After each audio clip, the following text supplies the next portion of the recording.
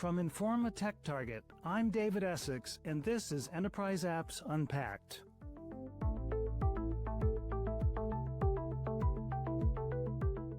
In the past month, worries about AI-driven job loss have reached almost a fever pitch.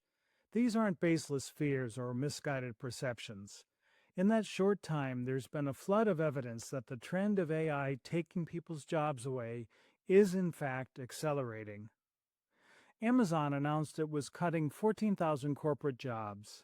It didn't explicitly connect the cuts to AI automation, but said it must get leaner to be able to invest more in AI. And back in June, the CEO did say the workforce will shrink as the company embraces AI. Target and UPS made similar announcements, but it was software companies, including Salesforce, that tied some of their layoffs directly to turning over certain tasks to AI. It got to the point that the news website Axios warned about an imminent AI jobs apocalypse. Amid all the hype about the promise of AI and reassurances from vendors and their major customers that it will eventually create more jobs than it eliminates, it can be hard to find truly knowledgeable experts with a more skeptical view. So I asked my colleague Ben Lukovich for help identifying potential guests for the podcast. Today's guest, Shannon, brings a perspective to the AI issue that isn't heard often enough. In 2021, while working in a data center in South Carolina run by a company that had a contract with Google, she noticed the pay rate for contractors like her wasn't comparable to what Google employees got for the same work. The working conditions weren't great, and the advancement opportunities weren't what she was led to believe. She joined the Alphabet Workers Union and started organizing her coworkers. The company found out and suspended her with pay. But then she and the union filed an unfair labor practices action and won, and she got her job back. Shannon's victory was big news. On its website, the BBC called her the woman who took on Google and won. Now she works full-time as a senior organizer for the union and leads its legislative political program. Her original organizing was on behalf of the people who labor in the hothouse-like data centers that are needed for AI's tremendous data processing and computing needs. But she's also been hearing from workers who are concerned about losing their jobs to AI. In the podcast, she emphasizes the importance of giving a voice to workers who are strongly impacted by AI and helping them unionize for better pay, benefits, and working conditions. She also goes into detail about other jobs you might not know about that are behind those fast, accurate Google searches and AI overviews, as well as state and federal legislation she's worked on. And she shares new survey data and explains why an AI agreement between the AFL-CIO and Microsoft is a hopeful development. Don't forget to rate, review, and subscribe to Enterprise Apps Unpacked for the real story on the software that runs your business. Well, Shannon, it's really great to meet you. Great to meet you as well, David. And thanks for coming on the podcast. In recent weeks, there's been a rash of news about big layoffs at companies, major brands, who tied at least some of the cuts to automation from using AI. It got to the point where the writers at Axios, which is this online news site, they were talking about an AI jobs apocalypse. And they implied that this was reaching a tipping point and maybe people weren't aware of how quickly it was happening. Amazon, Target, and UPS were the three most prominent examples, but actually in my research I found that the most explicitly AI-driven ones were actually at software vendors like Klarna, Duolingo, and Salesforce. And, the irony there is, Salesforce makes customer service software, and I think customer service folks were a lot of the folks being let go from Salesforce. So what was your reaction when you heard about these layoffs and that AI was part of the cause? Well, I guess I just want to say, I wasn't surprised. We're living in a time where the buzzword that makes most of these huge tech companies' stock tickers go up are layoffs. So UPS stock went up when they laid off a bunch of Teamsters. As we gear up towards the holiday season, I think it's also connected to the way that, UPS lobbies against automated truck driving in California. these things are all related. So I think when people think about AI, they think innovation, cure cancer, we're going to move America into a new age and try to beat China in this race. Like those are the talking points. When in reality, the talking points should be layoffs, job losses. We're, streamlining shopping through Chat GPT instead of curing cancer. So I think like when those who have the most money and the most resources to make something like this possible are pushing this narrative, they're not going to highlight the negative implications of the technology. And the effect, we're all just going to experience that. So, I just can't say, sadly, that I was surprised to see that those layoffs were so insurmountable. Mhm. So in 2021, you joined the Alphabet Workers Union, which is part of the Communications Workers of America, or the CWA. And when you worked for a company that contracted with Google and had started noticing that the work conditions and advancement opportunities weren't what you were led to believe, you started organizing your coworkers. The company noticed this, to say the least, and you were suspended with pay. But then you and the union filed an unfair labor practices action and won. You got your job back. What lessons from that effort do you think could benefit workers in other industries like finance, marketing, and customer service who are already experiencing some of the biggest job cuts from their work being taken over by AI? Well, it's really cool to see that Wells Fargo has so many branches starting to organize through CWA for union recognition and a contract campaign.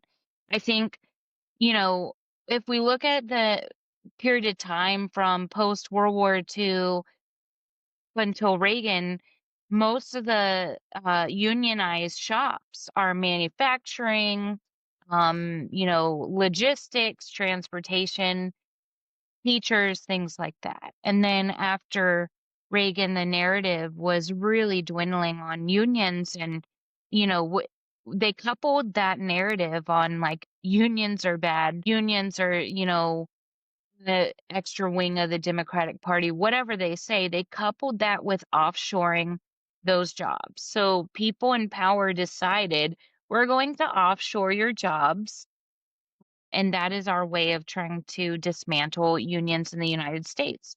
Then in the late 90s, the tech industry and the internet were starting to take off. And with that new industry comes no unionization in there because of the fact that it's new.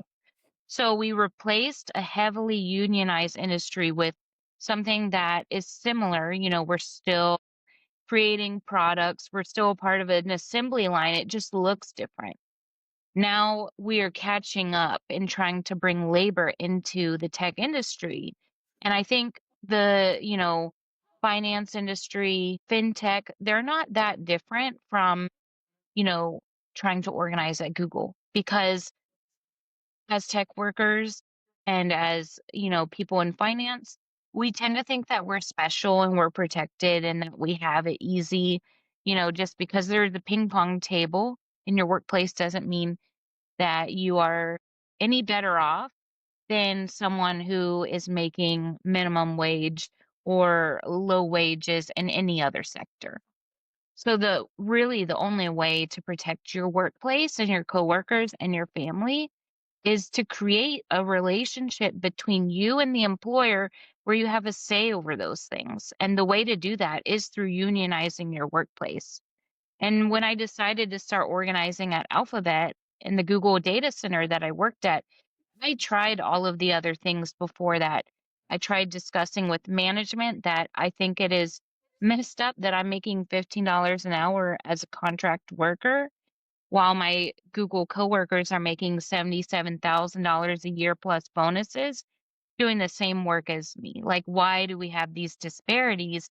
And I was calling these questions out, and it wasn't until I joined AWU and started organizing there that I realized, hey, they don't want to give you a real answer, and you have to kind of bring them to, put them on the back of their heels to get them to own up and say, like, what it is. They just don't want responsibility as your employer. They want to make sure that they're able to maintain a labor force that is expendable so that when it's time for cuts, they can make those easily. I don't see there to be any difference in the finance industry.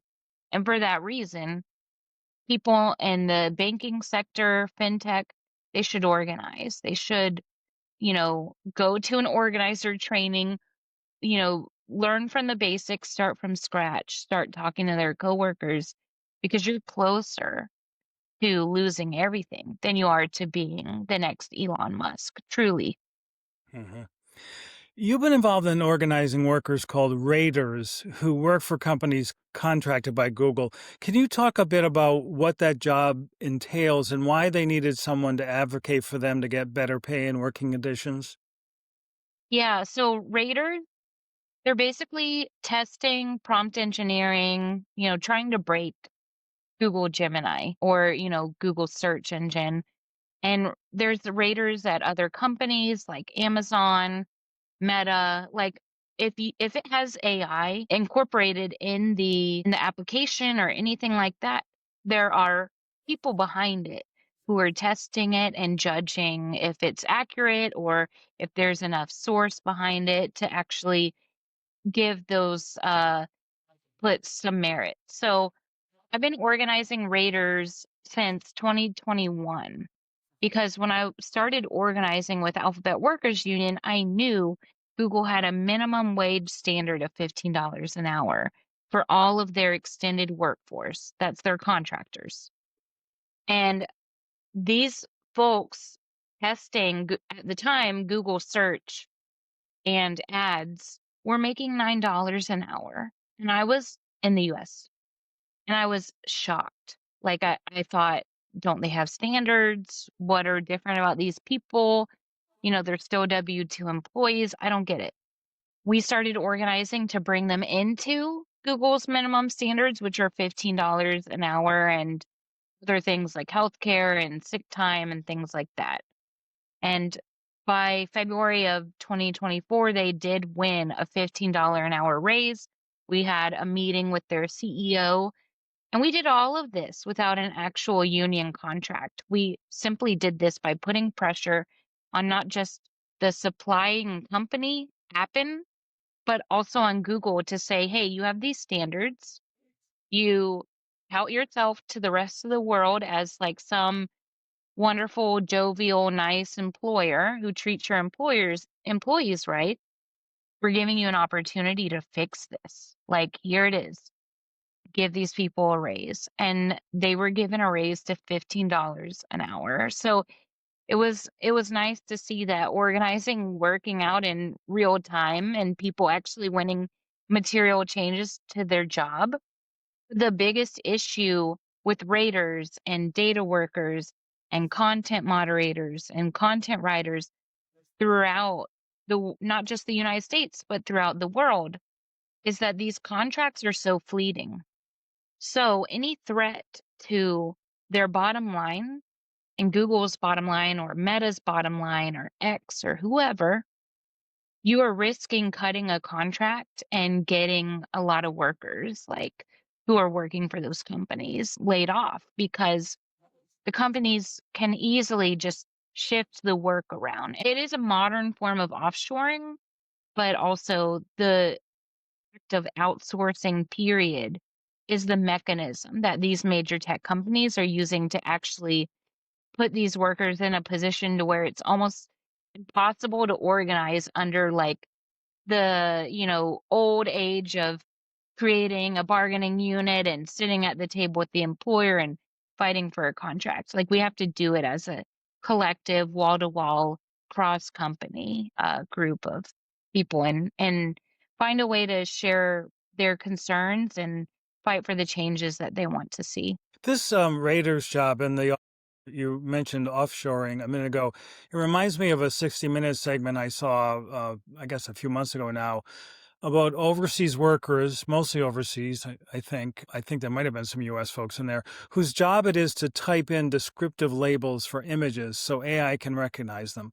And I had no idea at the time that there was this kind of brute force, repetitive, very labor intensive job behind image searching, even though we do a small amount of labeling at my company. So I guess I should have kind of known that it's necessary. But this is a huge amount of work, and the volume was just incredible, I remember. In light of what you've said about Google data center workers like yourself in your former job, these seem to be almost like modern day sweatshops where underpaid, overworked people have to really toil behind the scenes to make this product that we can just buy fairly cheap in stores in the case of clothing, or use sort of for free in the case of Google, but at great profit to the owners and executives of the companies selling those products. It's almost like it's the dirty secret, not so secret anymore, of the big tech industry. Well, it's funny because a lot of people think Google Photos, Google Search, all of that is free because we use it and it's just on our phones. We don't pay out of our pocket for it, but we are paying for it. First of all, you're paying for something like that through your electric bill. A lot of people who live in areas near data centers, their electric bills and their water bills are actually going up and they're subsidizing some of these projects. And in other ways, we're paying for the, ability to use these products through unpaid labor.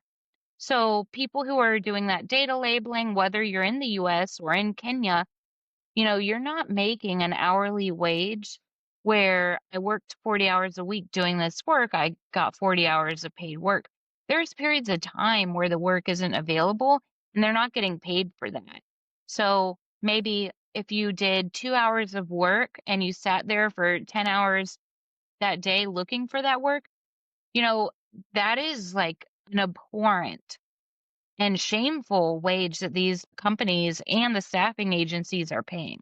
So it comes at a price. Some of the people that I've talked to doing this work, are rationing medicine for autoimmune diseases while taking care their parents. I had a disabled veteran who was going blind and she had some neurological issues and she began to lose access to the work because there would be long periods of time where she needed to take care of herself medically and lost access to the systems to do this work.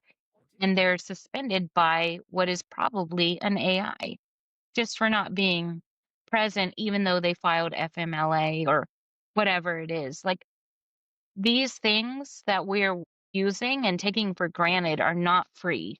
People are paying for it, not just with their health and with their own inability to meet their needs, but with their mental health. You know, you may go on YouTube and never see any graphic or sexual content because somebody is labeling that for you ahead of time and they're not given any access to mental health resources. So, I just think like on an international level and a local level, these are the things that need to be highlighted because we call them ghost workers. Like they're unseen while doing this work. And it's just really, the companies, they should be embarrassed. Mhm. I feel like suddenly feel like a real first worlder with a small problem because when I was thinking it's not free, I was thinking we're paying the price as users because they have our information and the cookies and then like the bombardments with ads. But as you pointed out, it's much more serious than that. There's other people paying a bigger price, really. Yeah. Now, if I understood you correctly, you have also heard from people who work in AI, but they're worried about their own jobs being replaced. So there's, we've been talking about people who are behind the scenes in data centers and other aspects of AI, doing the labeling and the rating. And then there's people who maybe their job can be automated by AI. So I'm wondering, are these other people that I think you're in touch with, are they just having generalized fears or maybe seeing the writing on the wall, or do they already have hard evidence that more of their tasks are being turned over to AI, and maybe there's even people in similar jobs to them that are already being laid off? Well, there's definitely hard evidence, and I'll touch on that in just a second. That's your little spoiler alert. But I will say that we did this research, data workers and raters and people training and testing AI across the board. So I'm talking Google, Meta, X, Scale AI, OpenAI, you know, Amazon. We surveyed over 150 people who are doing these jobs for these companies. And we also, learned what suppliers or staffing agencies that they're actually being paid by.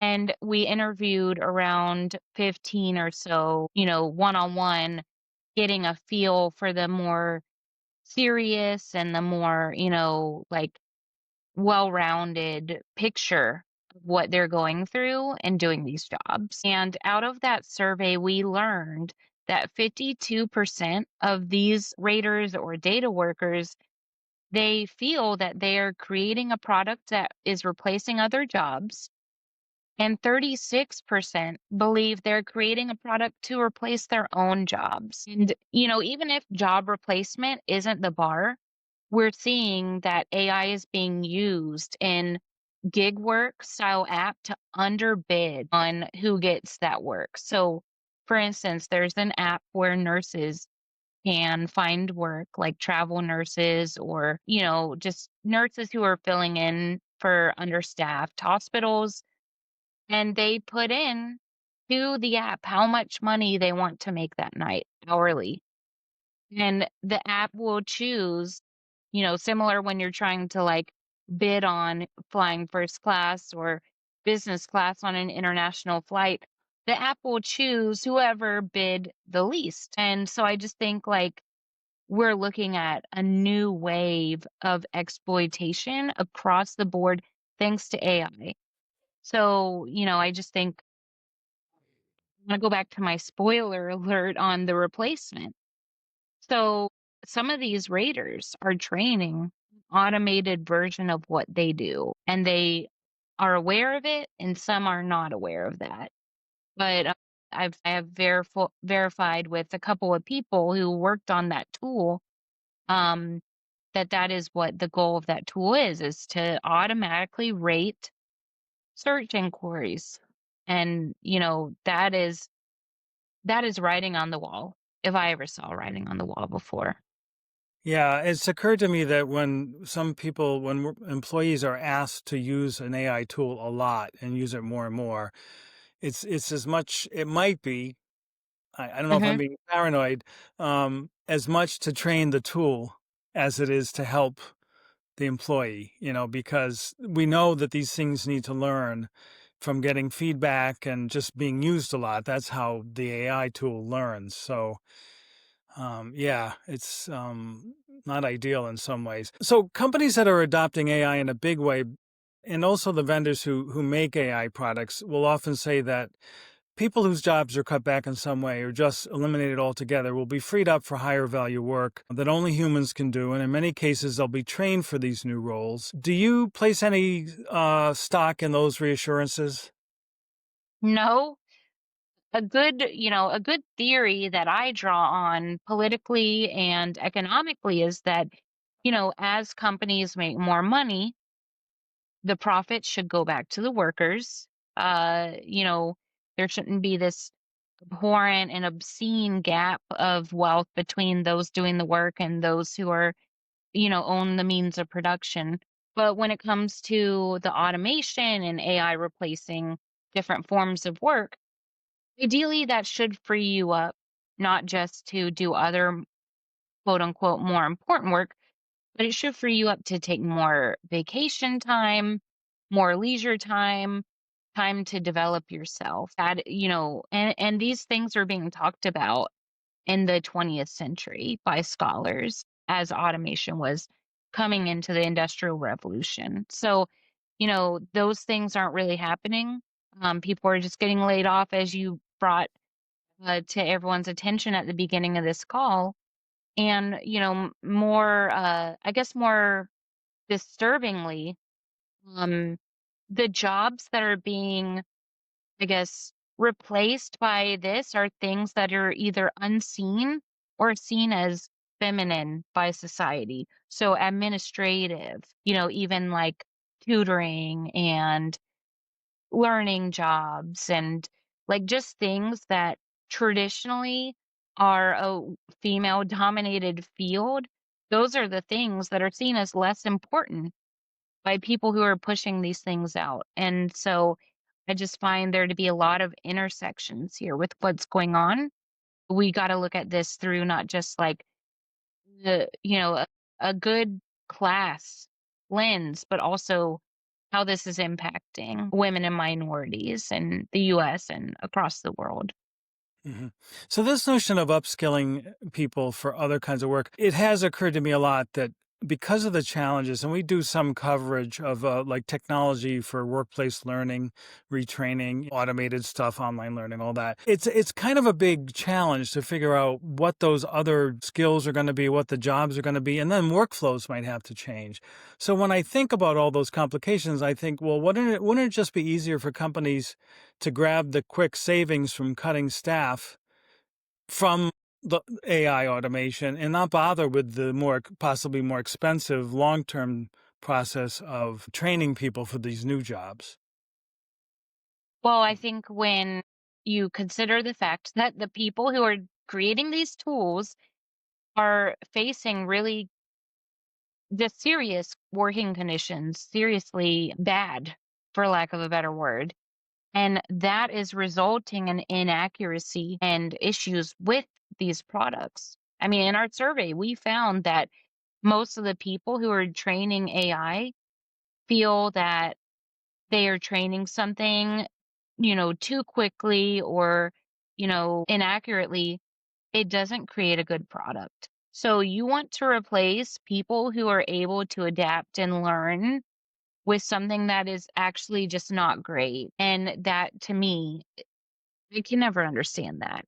And then secondly, something that politicians say all the time is we're creating jobs. Every presidential debate, every 4 years, there's the question of how many jobs they created during their time as governor or senator or congressman. We're actually pushing a technology that is supposed to replace jobs, and that's something to be proud of. I have a lot of skepticism around the genuineness of that, and also the notion that people want to pat themselves on the back for creating jobs. So I think, the more important thing to do is to keep American families fed and their basic needs met and employed than it is for me to have the access to find what I am looking for through shopping on Chat GPT. Mhm. In an interview for the Power at Work blog, you said more unionization is the answer, and you've really said that already in the podcast, to these labor issues and job losses caused by AI. And I read that the AFL-CIO is getting involved and also that it has reached some kind of agreement with Microsoft on AI. I don't know the details of that. But what kinds of protections do these unions, or maybe you personally, ideally want to see put in place? In other words, what's the list of demands? Yeah, so, the AFL-CIO and CWA did this agreement with Microsoft, this neutrality agreement. So Microsoft recognizes and has, neutrality with workers who do want to organize. So they'll voluntarily recognize them. And what it has done is it's been better for their business. People stay longer in jobs that they're happier at. And you're happier when you have a voice in the workplace and when you're actually receiving pay and benefits that you deserve. And the employer will be happier because you're able to, push out products that are created with, pressure or, you know, people who are happy who are working on them. It sounds like a no-brainer to me. So I think some of the things that, we're looking for as solutions are when companies are bringing new technology such as data centers or data training or data labeling jobs to different states, the standards should be higher on the labor practices. So governments in different states can do a labor peace agreement with those companies coming into the states. When you're talking about red states, I know that is a very tricky question, but we need to continue to educate people in the red states in the South, in the Midwest, that they have labor rights and that they have a voice on the job. They just have to use it. So I do, I will still think unionization and collective action is the answer in order to, get these companies to give you your fair share. Mhm. You've been very involved in public policy work and already had some successes in that area. At the federal level, I think just last week, Senators Warner and Hawley introduced a bipartisan bill called the AI Related Job Impacts Clarity Act, which requires publicly traded companies, federal agencies, and some private companies to submit quarterly reports on job losses or other workforce impacts, such as reduced hiring, that were caused by AI. Are you familiar with that bill? And if so, what do you think of it? Yeah, I'm familiar with that. And, this is probably the second time that I've seen Josh Hawley be on the right side of workers. I think like this is a bipartisan issue that needs to that we really need to pay attention to and push our senators and our reps towards paying attention because everybody wants, so they say, American families to, have their basic needs met or, be successful at work. And I think, a report that outlines layoffs related to AI sounds great. But I do believe that it's going to be a huge uphill battle. I think they started on the right foot by doing a progressive Democrat and a moderate conservative to, kick it off. But I think it's gonna be an uphill battle because these companies are so, they have, if this were football, they have the best defense in the league when it comes to lobbying. So they don't like the idea of reporting on, whether it's going to be layoffs, whether it's, you know, different demographic groups in the company or things like that, because they say that it slows down production. And, it's just a report. I don't see why it would get so much pushback, but you're going to be surprised. Like you'll see it's going to have so much pushback from a lot of people who are towing the corporate line, both in both parties. Mhm. Is there any other legislation, either at the state or federal level, that you're either following or maybe actively working on that you think is particularly important in connection with what we've been talking about? Well, I do believe that the No Robo Bosses Act in California that Governor Newsom unfortunately vetoed quite recently is something that needs to be brought back to the table. I believe he gave a coalition that I'm in touch with feedback on, when to bring it back and how. I think, if he wants to run for president, he's going to have to prove that he's on the side of the working class and on the side of the middle class. When you're making decisions that are beneficial to these companies who dominate the tech industry as monopsonies, and you're, taking action that is reflective of what the billionaires want you to do. I don't care if you're a Republican or a Democrat, it's not cool. So to bring the No Robo Bosses Act back would be great. Basically, what that bill does is it would prohibit different softwares or uses of AI in the workplace that monitor, how productive employees are being or where they are, click and scroll, things like that. And most of the raters that we surveyed are automatically suspended by a robo boss. And I just think that your quantity and quality of work should be determined by a human being. We're seeing the negative implications of that work being picked apart by an AI tool. And so I think that, if that bill goes back to his desk, it would be in the best interest of workers in California for him to sign it. So I want to make sure I heard you correctly. Did you just say that I think it was the Raiders that their robo boss can actually suspend them and like send them notice that they're suspended? Yeah. So if you're an outlier on timing, quality, things like that, there's an automated suspension that goes for most of those workers at most of those companies, and then to be able to be reinstated. I mean, you're not paid during the suspension either, so it has these implications.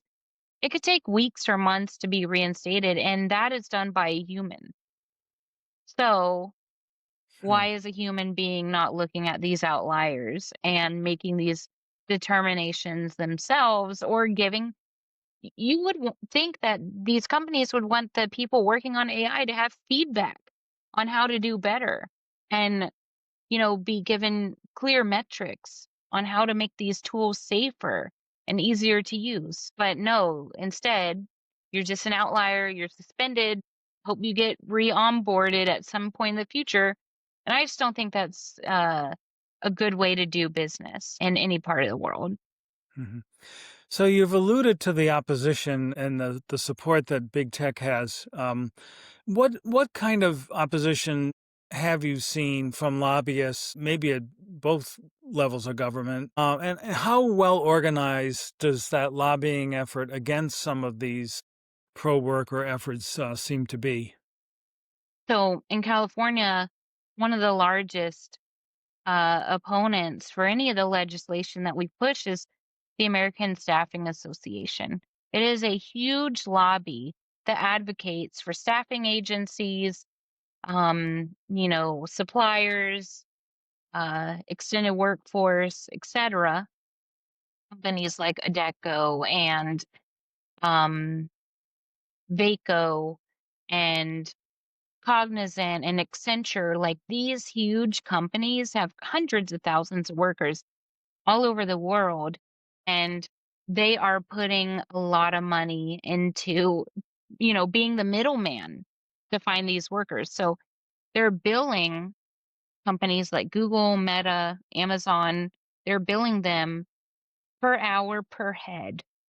So we call that a head count of worker. There's a lot of money in this for these middlemen. And on the other side of things, if a company like Google wanted to convert people from being a temp worker or a contractor or a vendor into a full-time employee who works directly for Google, there's usually a conversion fee that host company must pay to the staffing agency.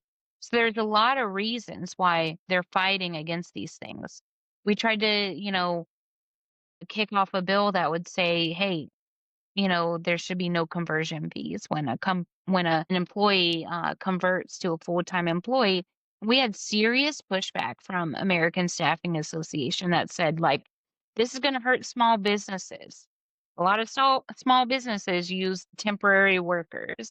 Really, what we found through some of our research are most of these staffing agencies are huge and they have deep pockets. And then, you have the typical opposition that's usually the more anti-worker branch of government, I would say, the Republican Party. But you also have people who are in the Democratic Party who, aren't really fighting for the working class as much as some of the others or as much as they could be. I mean, I think that Cinema is a good example of this. Right now, she is advocating for data centers in Arizona. She used to be a Democrat. So we're just looking at this like fluidity of party, and the way that it is fluid is based on the tech industry and the direction that the tech industry is going. And it's going in the direction that the money is. The cost of the climate, at the cost of our planet and at the cost of the middle class. Mhm. So the strongest advocates of this, of a more of a full steam ahead approach to AI, might say that the job losses and other big changes since AI became practical and popular, which is really just 3 years ago, I think this month, are just the usual creative destruction of capitalism.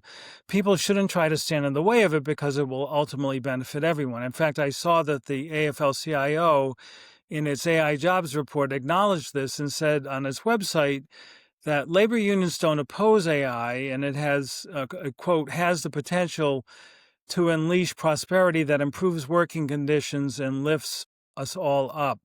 So how do you and other union organizers try to thread the needle, so to speak, of advocating for workers and improving their job security and pay without standing in the way of progress, however we define progress? Yeah, so when we're looking at the ideas that AI and capitalism are synonymous, capitalism, it truly means like people who own capital. And there's a bunch of people who call themselves capitalists and they actually don't own any means of production or anything. They're just a worker. I Mhm. think in general, like more of us are just a part of the working class and, have that tied to one another more than we could say we're capitalists or socialists or anything like that. Like we're all, fighting to actually be able to do things like provide for our families and meet our own basic needs and things like that. Um, so I think it's silly that, the notion that AI is making things better for everybody because capitalism, that is just silly when capitalism truly only benefits a few people who own capital. It's in the name, but when we're talking about AI, I'm not going to say AI is like all bad or, it's not useful. We should get rid of it. It would cut a lot of jobs to also like fight back against the technologies that we're trying to, innovate. I think in some way innovation is good, but when you are profiting obscene amounts, like shareholders get dividends, why don't workers get dividends? There should be ways that we kick back some of this money to the people building these products, not lay them off, not pay them under minimum wage, not find loopholes to get away with not giving them sick time or paid training. There's like plenty of money in these products that we could actually say, hey, this is good for workers. But you have to put your money where your mouth is when you're saying this stuff. Mhm. In your imagination, when you think about the future, and let's say it's the 15 or 20-year future from now, what might the world look like if this trend of AI taking over jobs continues to accelerate? Is that, in your imagination, is that dystopian or is it something more hopeful? Just going to say it again, if it's replacing jobs, it's not great. There's nothing wrong, in my opinion, with going to Target and using the self checkout if that means that there's more workers available in the store to move product around, to do stock, to do returns, because we all know that customer service or guest services line is always super long. So if there's ways that automation can actually streamline like what is making these products and producing these products and selling these products, like there's nothing wrong with that.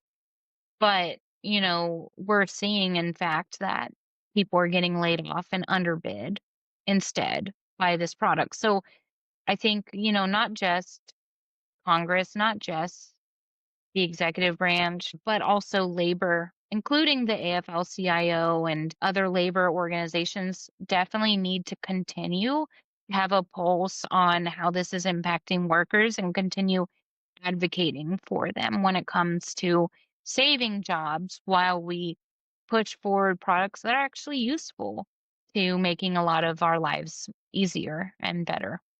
Mhm. Well, Shannon, I was pretty excited to have you on the podcast because, as I said in our communications earlier, we don't often get this perspective, unfortunately, in the B2B press about AI. So it's been really great talking to you today. Yeah, it was great talking to you too. And I encourage anyone who is skeptic of anything I said to take a look at how Microsoft is dealing with their labor relations and, take a note from their playbook. It's been turning out really well and it's producing a lot of really cool video games and products that people enjoy and the workers enjoy doing it. They're staying at this company. Like, there's a lot of things that we're not thinking of when it comes to how we're, I guess, shaping the American economy that we could actually bring back that benefits both workers and employers. Well, thanks again for coming on the podcast. Cool. Thanks, David. Thank you for listening to Enterprise Apps Unpacked, where we give the real story on the software that runs your business. To learn more about business applications, explore our content on searcherp.com. Find us on YouTube at our channel, Eye on Tech. Subscribe to our podcast to receive the latest episodes as they drop. And if you liked what you heard today, give us a rating and review on Apple, Spotify, or wherever you're listening. Until next time. Podcast programming and promotion by Kelsey Waddell. Podcast production and quality oversight by Anne Steshu. Music supplied by DP via Getty Images. This is an Informa TechTarget production.